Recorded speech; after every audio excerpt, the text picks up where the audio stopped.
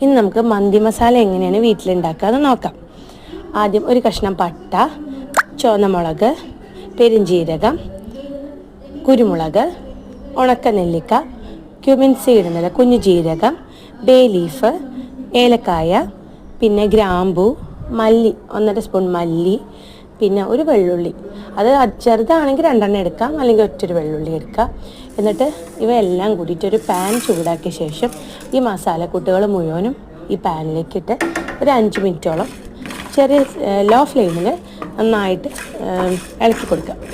അത് കഴിഞ്ഞ് ഇതൊന്ന് ചൂടായി ചെറുതായിട്ട് ഈ മല്ലിയൊക്കെ പൊട്ടി തുടങ്ങുമ്പോൾ നമുക്ക് ഫ്ലെയിം ഓഫാക്കിയ ശേഷം ഒരു മിക്സിയുടെ ജാറെടുക്കുക. ഈ മസാലക്കൂട്ട് നമുക്ക് പൊടിച്ചെടുക്കാം. എന്നിട്ട് നമുക്കൊരു എയർ ടൈറ്റ് പാത്രത്തിൽ എടുത്ത് വെച്ച് കഴിഞ്ഞാൽ നമുക്ക് ആവശ്യത്തിനനുസരിച്ച് ഉപയോഗിക്കാൻ പറ്റും. ഇത് മതി, കറക്റ്റ് മന്തി മസാലയാണിത് കേട്ടോ. എല്ലാം ട്രൈ ചെയ്യണേ.